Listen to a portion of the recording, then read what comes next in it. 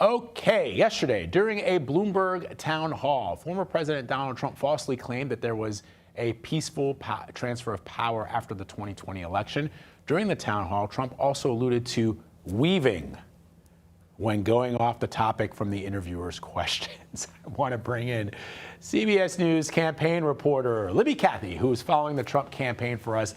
Libby, that was a really fascinating discussion. It always strikes me as interesting when British journalists interview the former president because they're not seemingly bound by sort of the niceties that we often see with the American political press, especially when the former president oftentimes is in friendly territory, i.e. conservative news outlets for interviews. We saw the editor-in-chief of Bloomberg pushing back on a number of issues and a number of allegations the former president made. Break it down for us.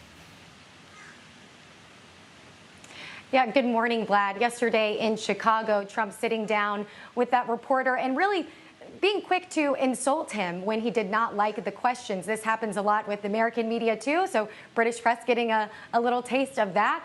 But the former president just being checked on some of these economic policies, for instance, tariffs. How is that going to work? Would those costs be passed along to the American consumer? Would this lead to international feuds and trade wars? And not really wanting to answer some of those specifics when pressed on those plans. But Trump did have some supporters in that crowd in Chicago. We did hear some cheers for some of that, but some people definitely left with questions. And this seems to be a trend when he does these economic sit-downs.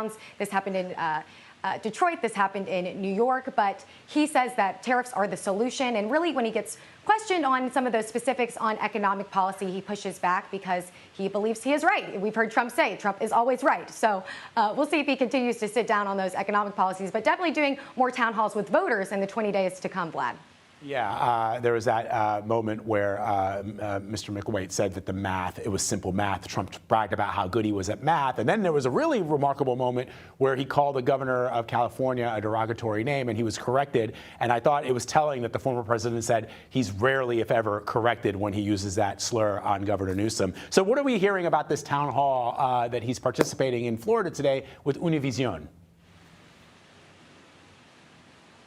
That's right, Vlad. The town halls continue. So today in Florida with Univision, this is in Doral, and it's supposed to be for an audience of all undecided Hispanic voters as Trump continues to court Hispanic voters and the undecided vote. So he's going to sit down, take questions from voters. This comes after that town hall we saw Monday night in Oaks, Pennsylvania. We've talked about that kind of turned into more of a concert than a town hall. But I also want to bring up this town hall that he set before last night in Cumming, Georgia. This was before an all-female audience. It's going to air on Fox News today.